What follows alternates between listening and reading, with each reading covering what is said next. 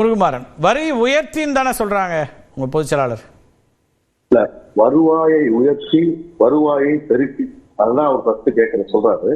அதுக்கப்புறம் நிருபர் கேட்கிறாங்க, வரியை உயர்த்தி வருவாயை பெருக்கின்னு சொன்னா மீண்டும் கூட உங்களுக்கு அதை வேணா டெலிகாஸ்ட் பண்ணலாம். நான் புரிஞ்சுக்கத்தான் கேட்கிறேன். இல்ல நான் கேட்டேன் அவரு கடைசியா இருக்கும்போது அந்த ஃப்ளோல சொல்றாரு. இந்த ஃப்ளோல கடைசியா அந்த வார்த்தை வருது. ஆனா அவர் சொல்லிருக்கிற கான்செப்ட் என்னன்னு கேட்டீங்கன்னா, கான்செப்ட் வருவாயை உயர்த்தி இதுல ஒண்ணு கிளாரிட்டி எடுத்துப்போம். அவர் சொன்னது கருத்து, அது அதுல நீங்க இன்டர்பிரேஷன் இப்படிதான் புரிஞ்சுக்கணும்ன்றீங்க. நான் கேட்டுக்கிறேன், சொல்லுங்க. எஸ், இல்ல நீங்க சொல்லுங்க, அது என்னவா அந்த கான்செப்ட் என்னன்னு சொல்லுங்க. நீங்க சொல்ல வந்தீங்க, அதுதான் நான் கேட்கிறேன். சொல்லுங்க. எஸ் முருகுமார். அதாவது எங்களுடைய இலக்கு என்னன்னு கேட்டீங்கன்னா, வரியை சுமத்தி வரியை பெருக்கி நிதி ஆதாரத்தை பெருக்கி வருமானத்தை உருவாக்கி மக்கள் நலத்திட்டங்களை செய்வோம். அதான் எங்களுடைய கான்செப்ட். அது வரி வருவாய் உயர்த்துறதா அல்ல, அது எப்படி புரிஞ்சுக்கணும் தான் கேட்டேன். வரி உயர்த்துறதுனா எதுலலாம் வரி உயரும் அல்லது வருமானம் உயரும்? நிதி ஆதாரங்களை பெருக்கி. சரி, நிதி ஆதாரங்களை ஓகே. இல்ல, அந்த நிதி ஆதாரங்களை பெருக்குவதற்கான பல வழிகள் இருக்கு. அதுல நீங்க எப்படி சொல்றீங்க? இப்ப வரிச்சுமை ஏத்தாம வேறு வகையில் எடுத்துட்டு வருவீங்களா எப்படின்னு கேக்குறதா? அதுதான் சார் கவர்மெண்டோட இன்டெலிஜென்ஸ். அதை போய் சொல்ல முடியுமா? ஓகே. இல்ல, நான் உங்களை அதை கேட்கல. இல்ல நான் அதை கேட்கல. மீண்டும் கூட நான் இப்ப நம்ம அதை ப்ளே பண்ணா நம்ம திரும்ப கேட்கலாம். திரு எடப்பாடி பழனிசாமி என்ன சொன்னாங்க? அவர் பேசுனதை நான் முழுசா கேட்டேன். அவர் கடைசியா ஃப்ளோல சொல்லும்போது சொன்னாரு. ஓகே, அதுல ஒண்ணு. சரி, ஓகே, நீங்க சொல்லுங்க. வேற ஏதாவது கவுண்டர் பாயிண்ட் சொன்னீங்க, சொல்லுங்க. எஸ். அல்ல, அண்ணன் திரு செந்தில் சொன்னாரு, நம்ம எடப்பாடி பொய்யான வாக்குறுதின்னு சொல்லிட்டு மகளிர் திட்டத்தை பற்றி விமர்சனம் செய்தார் என்று சொன்னோம். அது உண்மை. நாங்க அது பொய்யான வாக்குறுதி தான் சொன்னோம். ஏன் சொன்னோம்? நீங்க தேர்தல் நேரத்துல அனைத்து குடும்ப தலைவருக்கும் மாதம் 1000 ரூபாய் வழங்கப்படும் சொன்னீங்க. ஆனா 27 மாசம் கழிச்சு அதற்கு தகுதி அழகு வச்சீங்க. அதான் அந்த வாக்குறுதி, நீங்க கொடுத்த வாக்குறுதியை நாங்க சொல்றோம். அதான உண்மை தானே? அது இல்லையா? அண்ணா என்ன சொல்றீங்க? உண்மையா இல்லையா? அண்ணா ஒரே ஒரு கேள்வி, ஒரே ஒரு நிமிஷம். இல்ல நான் கேட்டுறேன். நீங்க கேள்வி இருக்கான்னு கேட்டதுனால ஒரு கேள்வி கேட்டுறேன். இந்த பெண்களுக்கு கேள்வி இருக்கான்னு கேட்கல. கேள்வி இருக்கான்னு கேட்கல சார். நாங்க கேட்ட கேள்வி சரிதானேன்னு கேட்டேன். இல்ல, நீங்க வாக்குறுதி சொன்னது அனைத்து மகளிருக்குன்னு சொன்னீங்க. நீங்க கொடுத்தது தகுதி உள்ள மகளிருக்குன்னு சொல்றீங்க. 2,18,00,000 குடும்ப தலைகள் இருக்காங்க, குடும்ப அட்டைகள் இருக்கு, குடும்ப தலைகள் இருக்காங்க. நீங்க 1,31,00,000 பேருக்கு தான் கொடுக்குறீங்க. ஆமா, அதான் நாங்க சொல்றோம் பொய்யான வாக்குறுதின்னு சொல்றோம்.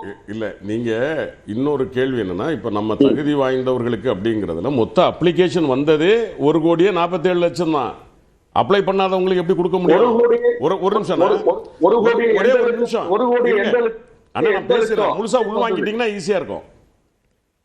1,47,00,000 அதுல கரெக்டா கடைசியா நிக்கிறது. அதுல நீங்க சொல்ற மாதிரி ரிப்பட்டிஷன் இருந்தது, அதெல்லாம் சரி பண்ணி 1,47,00,000, அதுல 1,31,00,000. நீங்க என்ன கேக்குறீங்க? நீங்க சொன்னீங்களே செப்டம்பர் மாசம் 2023 தானே கொடுத்தீங்க அப்படின்னு கேக்குறீங்க. நமக்கு உங்களுக்கு தெரியும் கொரோனா காலம். சரி, அதெல்லாம் விட்டுருவோம். ஒண்ணு, நீங்க 2016 ஸ்கூட்டர் கொடுப்போம் சொன்னீங்கல்ல, அதை ஏன் 2020 கொடுத்தீங்க? அதை ஏன் 2016 கொடுக்கல? எங்க கொடுத்தீங்க? 19 தேர்தல் மார்ச் மாசம் வெறும் 10 ஸ்கூட்டர் கொடுத்தீங்க. நான் கேட்கறது என்னன்னா, நீங்க 2016 ஜெயலலிதா அம்மையார் பதவி ஏத்த அடுத்த நாள் கொடுத்தாரா? நான் கேட்கிற கேள்வி ஸ்ட்ரைட். நீங்க ஸ்கூட்டர் 2016 தேர்தலோட அறிவிச்சிட்டீங்கல்ல. உங்க அம்மா மே மாசம் 23 பதவி ஏத்துட்டாங்கல்ல. 24 ஏன் கொடுக்கலன்னு கேட்கிறேன் நானு. 2016 ஏன் கொடுக்கல? ஏன் 19 மோடியை கூட்டிட்டு தேர்தலுக்கு முன்னாடி பிப்ரவரி மாசம் 10 ஸ்கூட்டரை கொடுத்து விட்டீங்க? நான் மறுக்கல. அப்ப ஏன் அந்த 3 வருஷம் கொடுக்கலன்னு கேட்கிறேன். அப்போ அரசு புரிந்த உங்களுக்கு தெரியணும். உங்களுக்கு தெரியும், ஒரு தேர்தல் அறிக்கையில் கொடுத்து முடிச்சிடறேன். இப்போ நம்ம தேர்தல் அறிக்கையில கொடுக்கிற திட்டத்தை எல்லாம் மே மாசம் 7ஆம் தேதி எங்கள் தலைவர் ஆட்சிக்கு வந்த உடனே 8ஆம் தேதி 505க்கு கையெழுத்து போட்டுட்டு அப்புறம் 9ஆம் தேதியில இருந்து என்ன செய்வாரு? இப்ப நீங்க கேட்கிற கேள்விக்கு நான் பதில் சொல்றேன். ஸ்கூட்டி வழங்குற திட்டம், அம்மா ஸ்கூட்டி வழங்கும் திட்டம் கொடுக்கப்படும். நாங்க 2016 சொன்னோம். அந்த திட்டத்தை 2019 தொடங்கணும். அதான் நீங்க சொல்றது. ஆமா, அதான் அந்த திட்டத்தை எப்ப தொடங்கலாம்? அதுல என்ன பிரச்சனை உங்களுக்கு? என்ன இது எப்படி அநியாயம்? 3 வருஷம் கழிச்சு 9 பேருக்கு கொடுத்துட்டு தேர்தலை செஞ்சிருக்கீங்க. நீங்க சட்டம்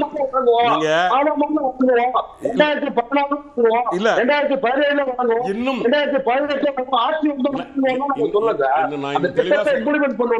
இன்னும் உங்களுக்கு புரியுற மாதிரி உங்க சார், நீங்க சட்டமன்ற உறுப்பினரா இருந்தாங்க. இந்த ஒண்ணு கேட்டுறேன் இல்ல, தமிழ்நாட்டு மக்களுக்கு நம்ம தெளிவுபடுத்த வேண்டிய பொறுப்பு நம்ம 2 பேருக்கும் உண்டு. மத்த கட்சிக்கு இருக்கோ இல்லையோ, திமுக அதிமுக இந்த மண்ணை ஆண்டு இருக்கிறோம், நாங்கள் ஆண்டு கொண்டு இருக்கிறோம். எந்த 505 வாக்குறுதியையும் நீங்க சொல்ற மாதிரி மே மாசம் 7ஆம் தேதி எங்க தலைவர் பொறுப்பேற்ற உடனே 8ஆம் தேதியே இந்த 505 அறிக்கையை கொடுத்துட்டு 9ஆம் தேதியில இருந்து சும்மா இருக்கணுமான்னு கேக்குறேன். அப்படி இது வரைக்கும் இருந்திருக்கான்னு கேக்குறேன் ஏதாவது அரசு? இல்ல, நாம பதில் சொல்றேன். இப்ப நீங்க 520 வாக்குறுதி கொடுத்தீங்க.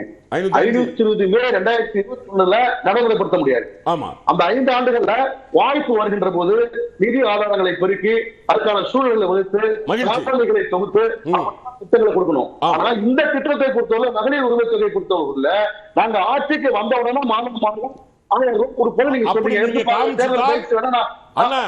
நாங்க ஆட்சிக்கு வந்த ஒரு நிமிஷம், இப்ப நம்ம 2 பேரும் நியூஸ் 18ல சவால் சேலஞ்ச் ஆட்சிக்கு வந்த அடுத்த மாதம் கொடுத்து விடுவோம் என்று எங்க தலைவர் திருச்சி. அது இன்னொன்னு சொல்றேன், அந்த 505 அந்த வாக்குறுதி கிடையாது. தனியாக கொடுத்த 7 பொருளாதார வளர்ச்சியில ஒரு வாக்குறுதி எனக்கு தெரியும். நான் இப்பவும் சொல்றேன், வந்த அடுத்த மாசம் நான் கொடுப்பேன் என்று எங்கள் தலைவர் சொன்னதை நீங்கள் நிரூபித்தால் நீங்க சொல்றபடி அரியர் நாங்க மக்களுக்கு கொடுக்க தயார். இல்ல மன்னிப்பு கேட்க நீங்க தயாரா?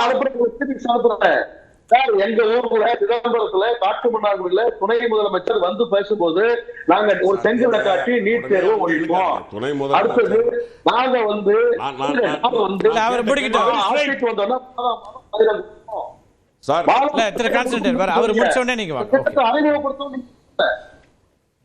மாதம் 1000 கொடுப்போம்னு சொன்னீங்கல்ல, ஆட்சிக்கு வந்தோம்னா இம்ப்ளிமெண்ட் பண்ணல. அதான் நாட்டு மக்கள் கேட்கிற கேள்வி இருக்கு. பிரச்சனை திட்டத்தை என்பதை அமல்படுத்துவது வந்து 5 ஆண்டுகளுக்குள்ள திட்டத்தை தோற்கணும் சார். ஒரு அணை கட்டுறேன்னு சொன்னா ஆட்சிக்கு வந்தவொடனே அணை கட்ட முடியாது.